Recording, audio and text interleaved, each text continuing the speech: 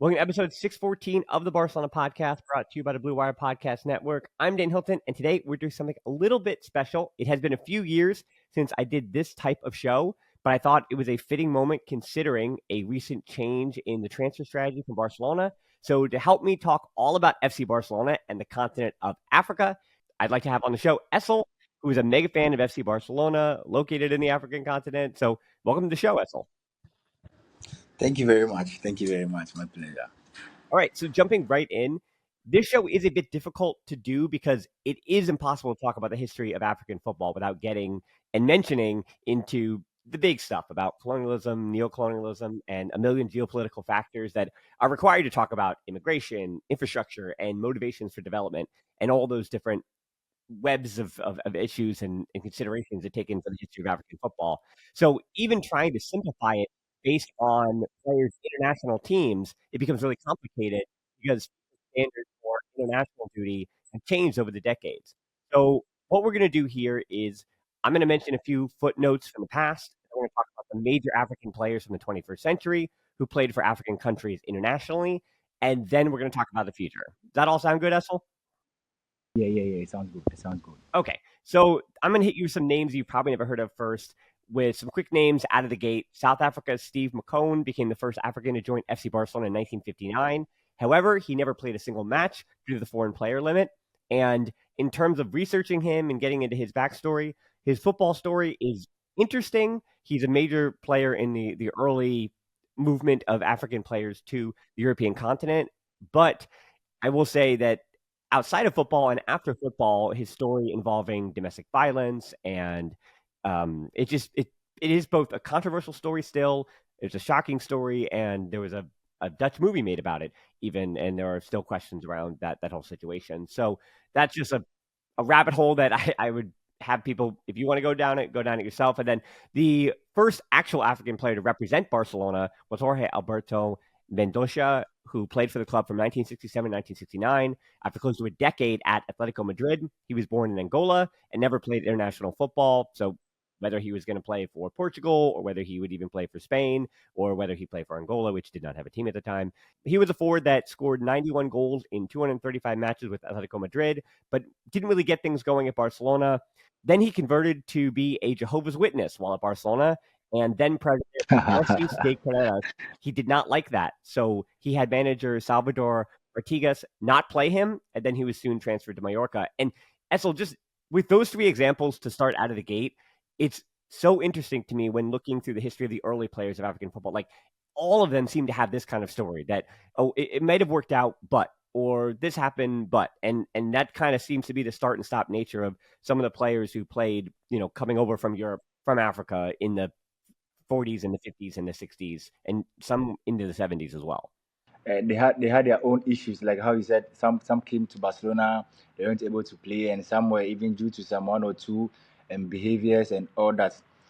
But this time around, let's say the 21st century, things have really changed regarding the African players, and even going to Europe, we can see some top players who came, and they really performed, because you see back then they had the talent, they are good. But I think right now the world, okay, I won't say the world, I would say Africa has evolved, and so there are a lot of better disciplined players, and also they are learning more. So now you can see, let's see some players like Salah, let's say Yaya Toure, let's say Eto'o, Drogba. We saw them when they were in Europe.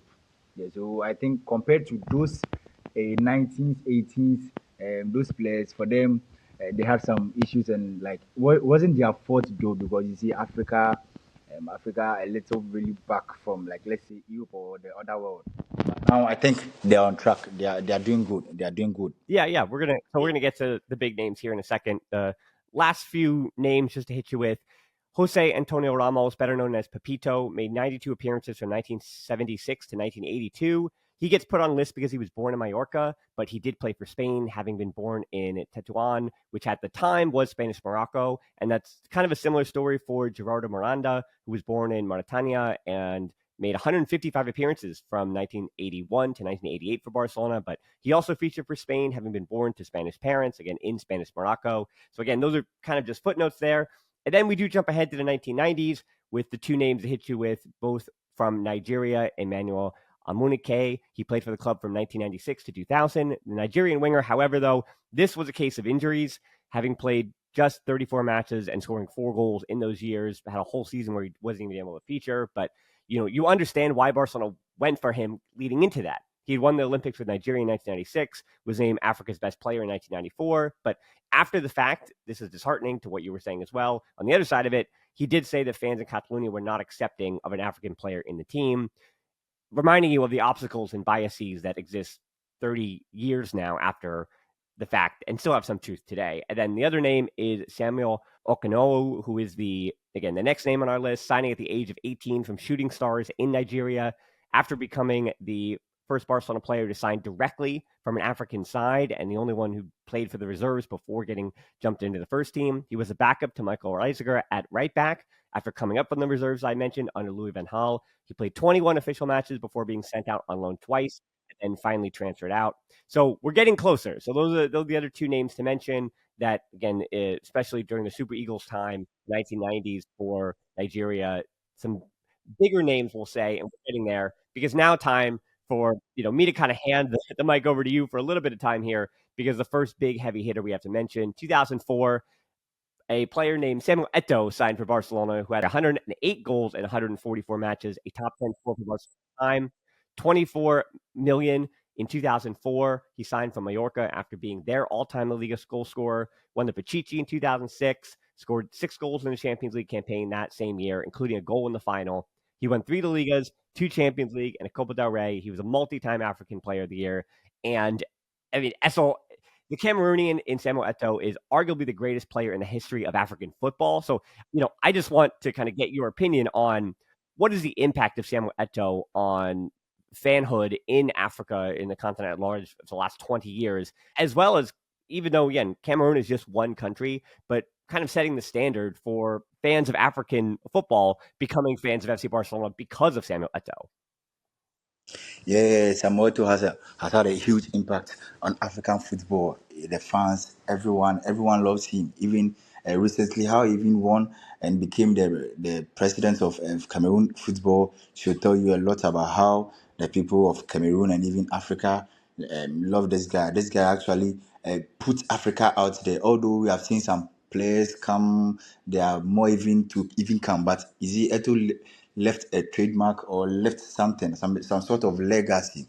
And in world football, we saw him at Barcelona. We saw him at Inter Milan. Even at a point, he even went to Chelsea. So this guy has also been to the top clubs out there. And also in Africa, they're doing the competitions. He's there scoring, banking goals each and every time. So I think everyone will love such a player who will represent uh, Africa, because Africa also would like to pride themselves by saying they have such quality or they have had such a legend here before. So I think Samuel Eto'o has a big impact in football for Africans, because he has really done a lot, and we still love him, and people will still even want to see him around anything sport. That's why Cameroon gave him the chance to be around their sporting area, for him to guide them, even their football federation to guide them. We saw him the last AFCONs, how he was so attached to his team in the dressing rooms, how he reacts to his players. So the love for football is very huge for this guy, and we love him. We love him here. We love him here. Do you have a favorite Samuel Eto'o moment for FC Barcelona? It's just the back-to-backs that really hurts me, because he was with us. We won the champion the following season. He left us to Inter Milan to also win the Champions League. It really hurts, and that was when he came back with Jose Mourinho to Camp Nou to come and do that to us. So I won't forget. Although he was at Inter Milan, but it was just a season after he left Barcelona. Yeah, I think that unfortunately kind of takes a little bit of the way from his legacy at Barcelona. But a reminder, Yeah, yeah, yeah, yeah, yeah, yeah, yeah, yeah, yeah, yeah. yeah. But he is a top 10 scorer for Barcelona, and certainly I would call him a club legend in his own right, especially because he was part of those teams that created so many fans and did so much for I think world football at large. And I think it's going to be decades before we really understand the impact of Samuel Eto'o's playing career. Then yeah, what he does, what he's still doing, and looking to do afterwards, for better or worse. I mean, there are still negative stories that come out about Samuel Eto'o as well, and it's it is always a difficult thing, as I said, to look at where you can find corruption and issues with African football along through federations. Where even again, as Samuel Eto'o, you're saying, well, the positive he does completely outweighs the negative, and you kind of just Yeah, yeah, the yeah, negative yeah, stories you yeah. hear. So Yaya Toure, who I don't know if I've heard ever any negative stories almost at all about Yaya Toure, 2007 to 2010, the Ivory Coast midfielder. It's almost shocking to me when I was looking into this that he didn't play even 75 official matches for the club when I consider his quality and contributions and the way I think of him for FC Barcelona. But because he joined in 2007 for 10 million from Monaco, which I think at the time was a really good deal, he became really important in the midfield right away, jumped right into the squad. But then come 2008, new manager Pep Guardiola decided to go with Sergio Busquets as his main option as a defensive midfielder. So, Yaya Toure at that moment could have completely shut down or completely said, oh, transfer me out or whatever. But he adapted, kind of took on his role that season, and then he played center back in the 2009 Champions League final, even though he had only played there twice for Barcelona. And I think it's funny because I find that having watched him at Man City and looking at and again, I'm going to say like one of the really important pillars of what Man City was building and were to become. So when they had the takeover, of course, for Man City financially, he was one of the first big signings to come in alongside Sergio Aguero and, changing the whole idea of what we know Man City to be,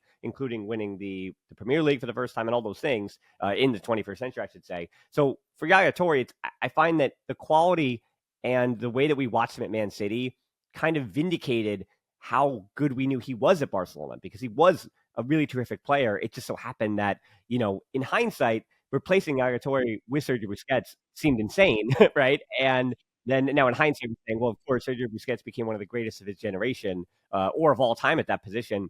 But Yaya Toure is still one of the great defensive midfielders of the 21st century, of his generation.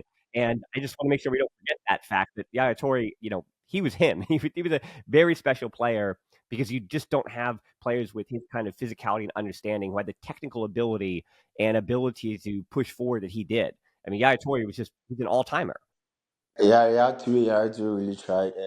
Although he wasn't having when Pep Guardiola took over, he wasn't having it easy like how previous seasons he was enjoying. But he adapted and he didn't create any mess or he wasn't fighting anything. Like he was just there. Anything the coach would want for him, he would do it for the coach and all that. And it wasn't a bad decision because after all, Busquets also succeeded in the role he actually was. So I think he will even be proud to at least when he left. You see, sometimes if you leave and the person who replaces you, you are even far better than the person, you can say, "Oh, these people they let me go," and look at who they had now. But now we can all say you're actually leaving. You can say it was a blessing in disguise. Not really something we would like to say, but we can also say that because we saw how Busquets also came to carry the team.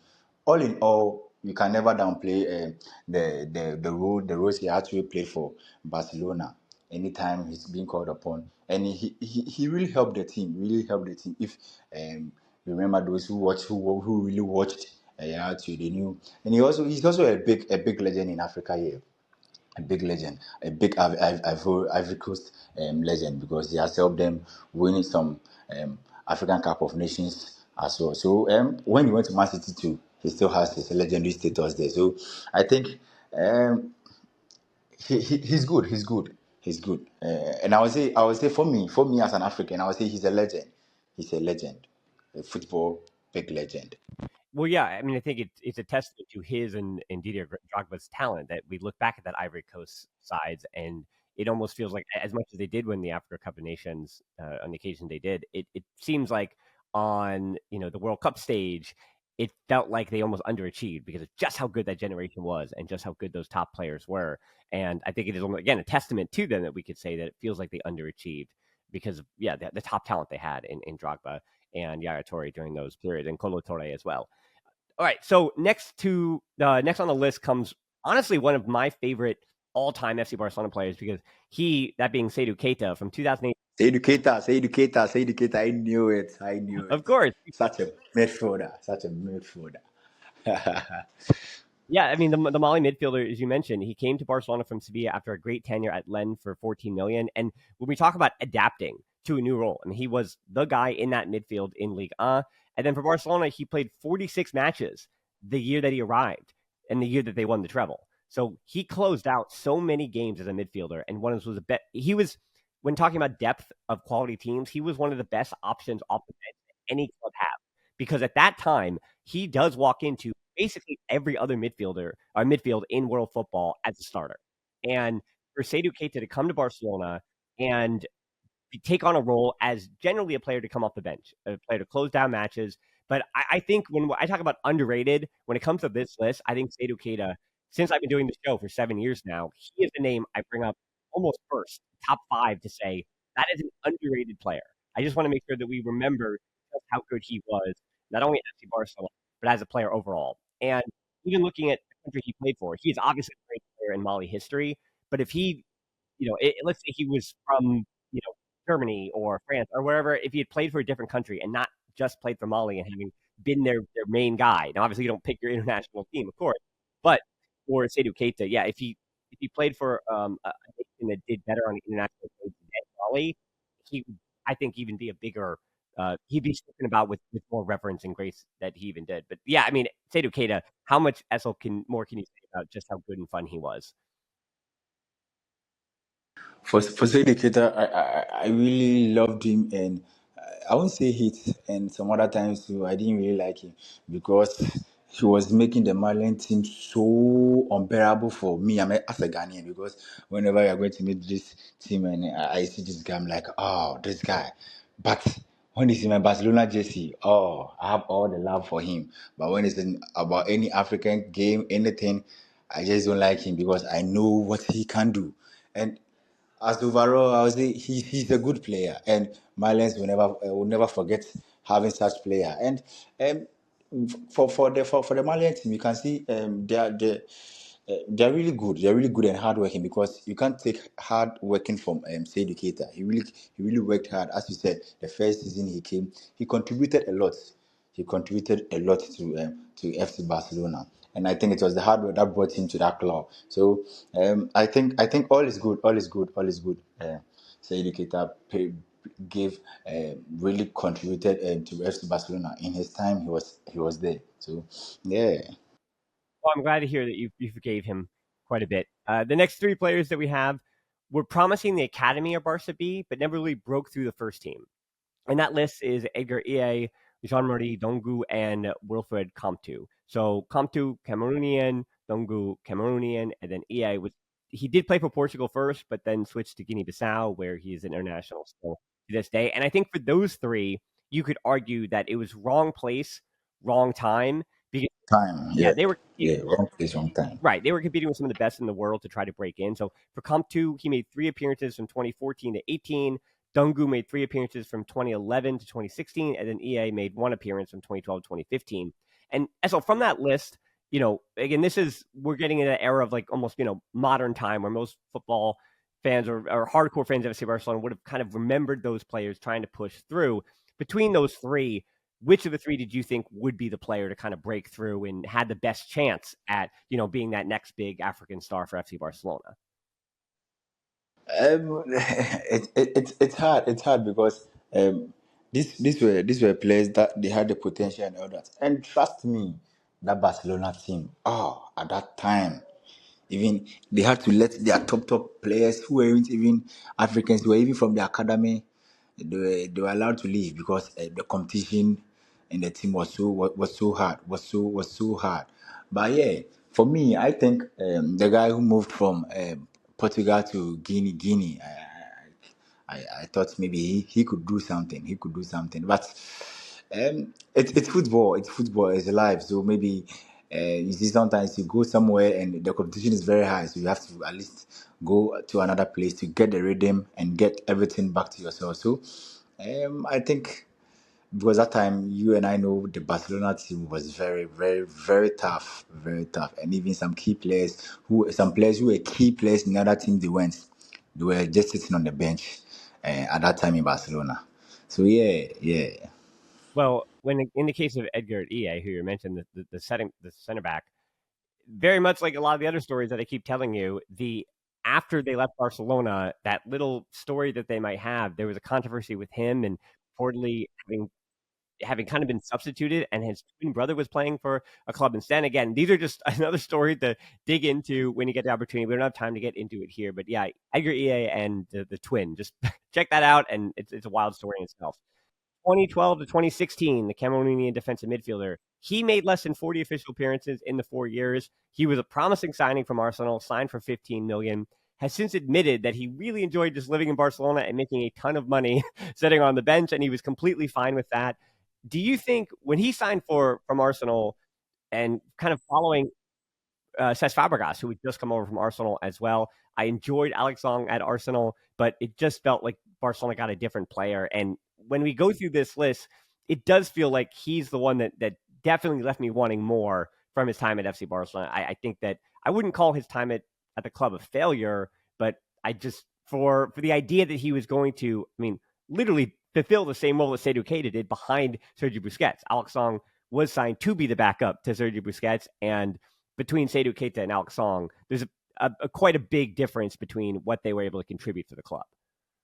Yeah, because we also in the Arsenal team, we also his contribution and all that, but it just didn't work out when he came to Barcelona. And you see, that is football, that is transfer. You can sign some players, you think if they come, they'll fit it, but it just doesn't fit in well. And it's football. It's football. It's not like something new or first time because even after that, a lot of players have been to Barcelona. Barcelona have gone to buy players to come and help the team out, and it didn't work out.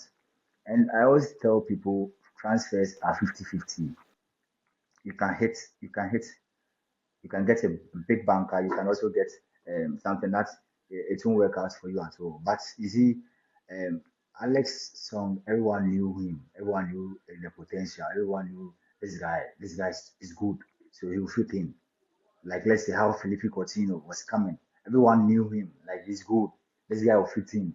But you see, if you compare their previous clubs to when they came to Barcelona, you can see when they came to Barcelona, it didn't really turn out like how they were in their previous club. So I think in football now it's normal.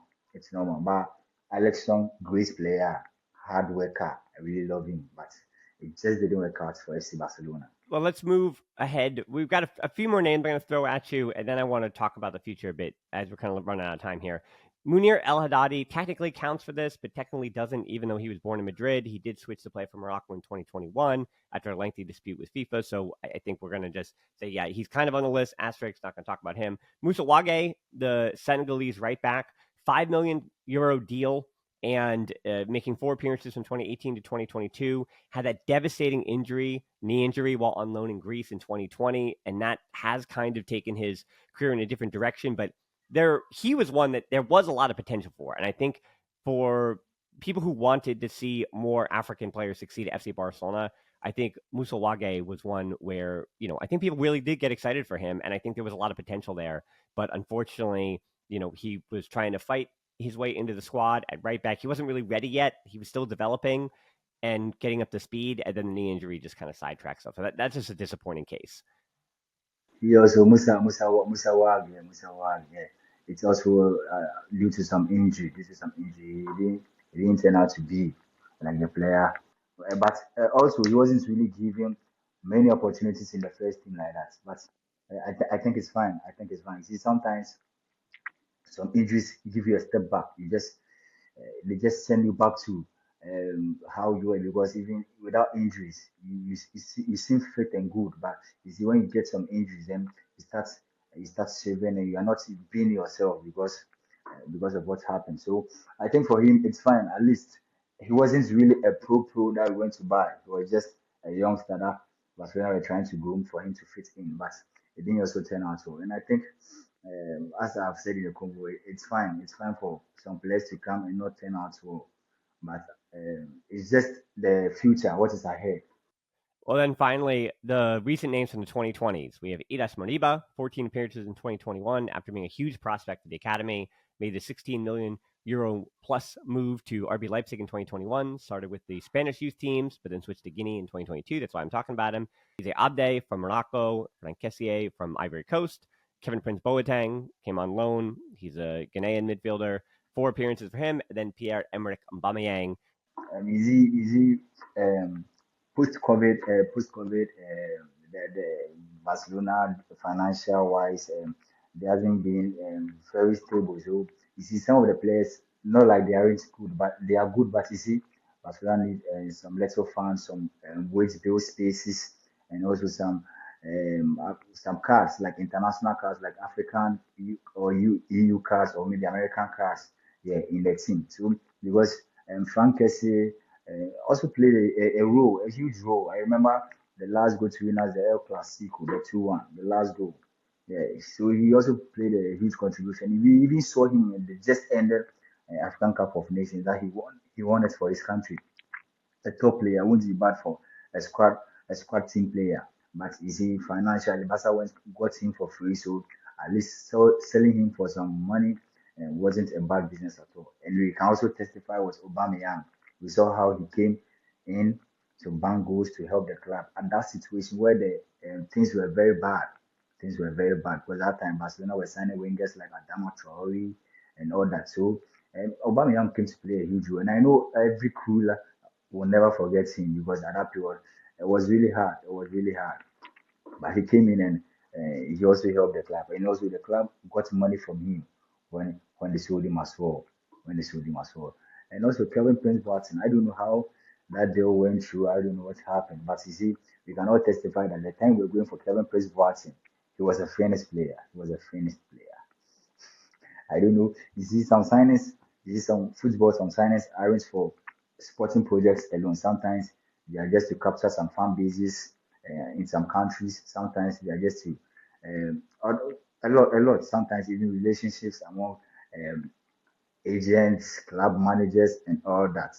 Because when we were signing Kevin Prince Boateng, we had Messi in our team, we had Suarez in our team, even to extent we had top players in our team, so he didn't really come to add a lot to the team, like compared to how Aubameyang came to help the team. So I think yeah, that is it. And also, as I always say, transfers, that is how they work. Some turn out to be good, some turn out to be very bad. So yeah, and also not forgetting Elias Moreba, a huge prospect that I thought were sorted out because he was also a hard worker and he was also learning.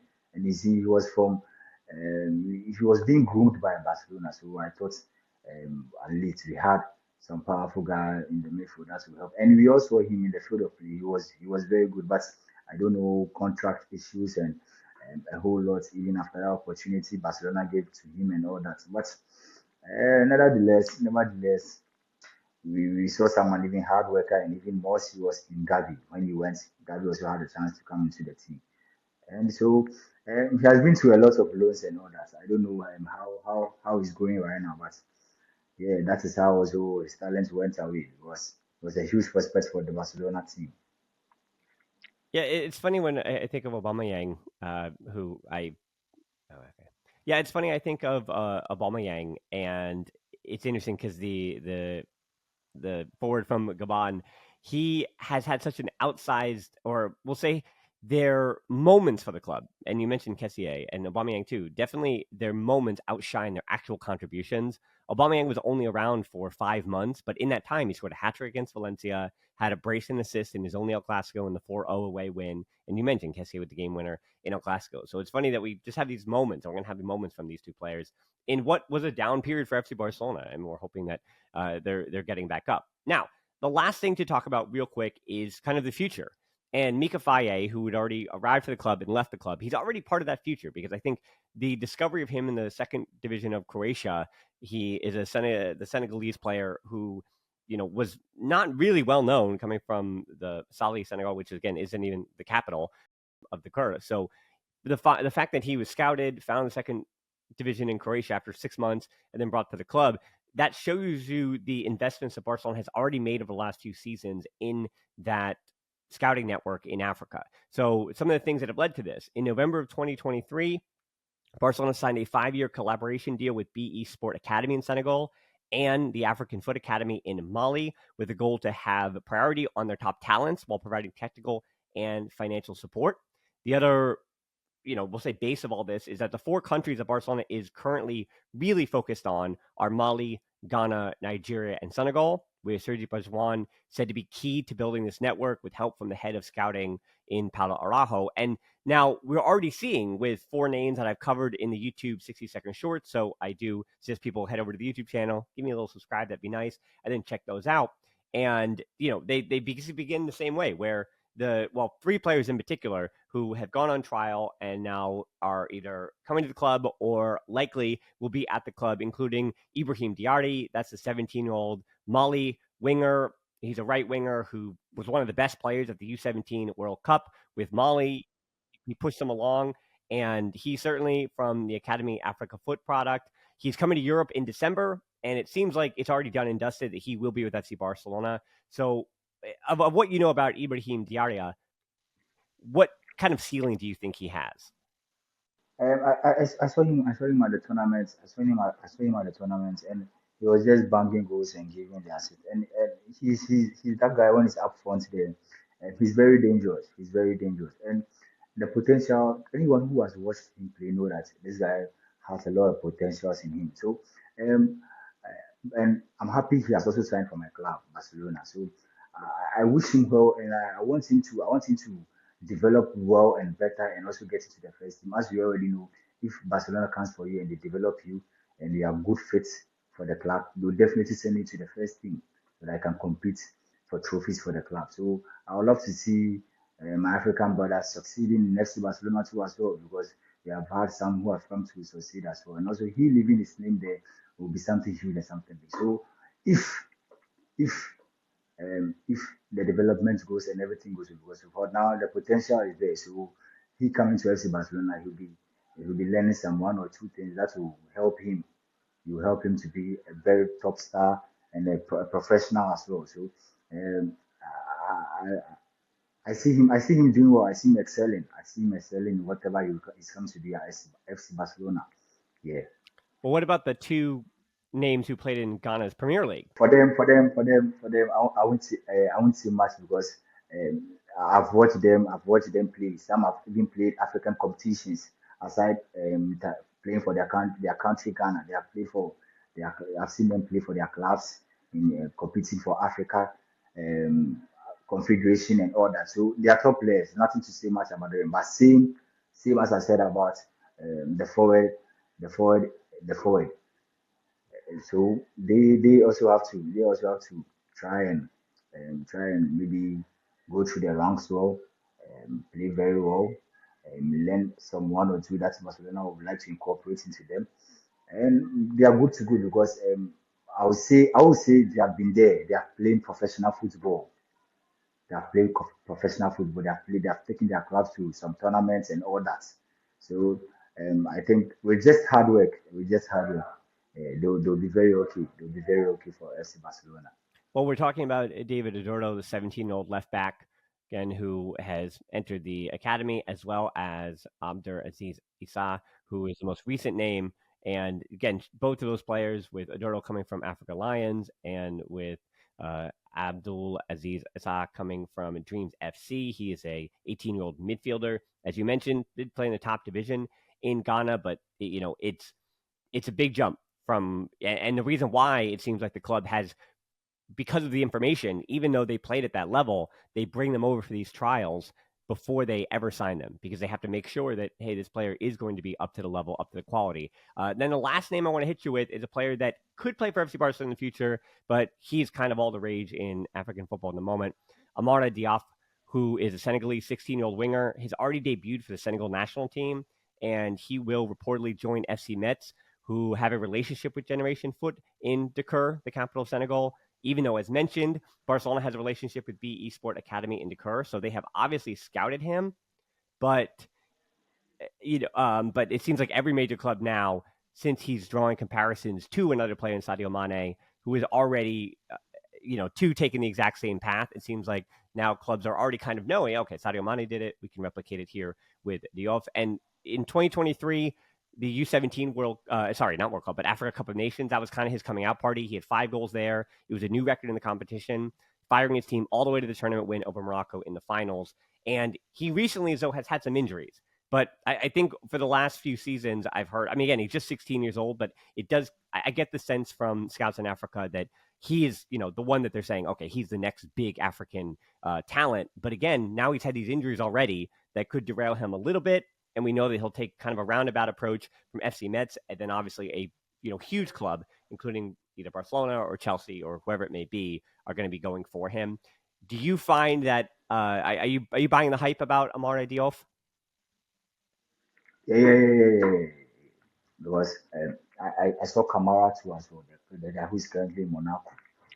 He's just as young as him. He was also introduced into the Senegal national team. Even at just ended African Cup of Nations. He really bought and all that. And these guys have good midfielders that you can boast about. So I think for him to just you see Africans we really suffer with injury because if we have injury. Um recovery and all that delays and sometimes takes the rhythm of the players away. But if the confidence is there, he's a young player, a very young player, and I think when he's recovered and he's fit and well, he will really help. He will really help when it comes to FC Barcelona, the development and whatever needed to be added to his football play, his skill, everything. I think he also has a good high ceiling. He has a higher ceiling because for Senegal, because I recently watched them in the app how they introduce the small players, and even like the example I made, the Camara guy in Monaco when we played the preseason, we also him giving had a good, a very hardworking player.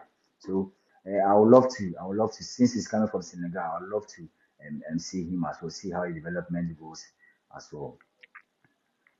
Yeah, so we'll have to see where the future lies. As I said, the reason we're doing this show right now is because again, Barcelona is putting a heavier emphasis on scouting in Africa, and the cynical view of that is what has already been reported is that the transfer fees are much lower, and again, they can bring them on trial when they turn 18.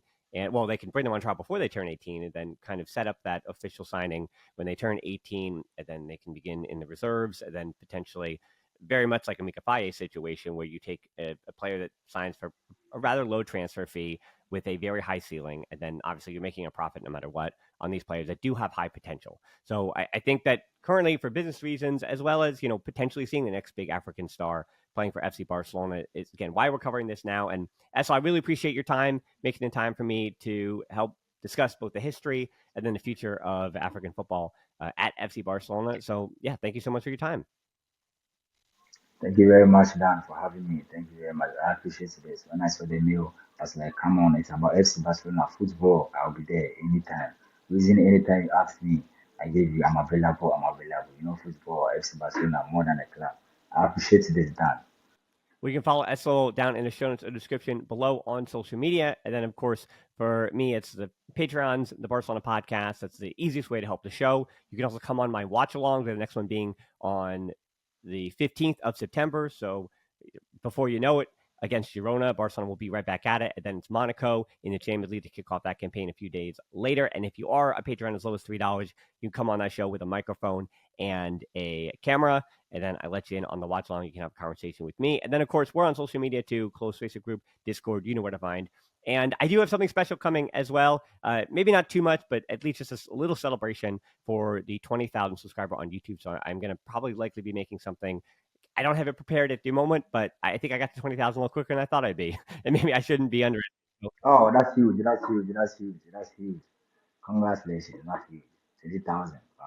That's crazy numbers, Yeah, bro. yeah. So maybe 30,000 will jump up a little quicker and I can have time to prepare for that. But most importantly, though, thanks so much for listening to this edition of the Barcelona podcast. Until next time, we'll talk to you soon. Forza Barca.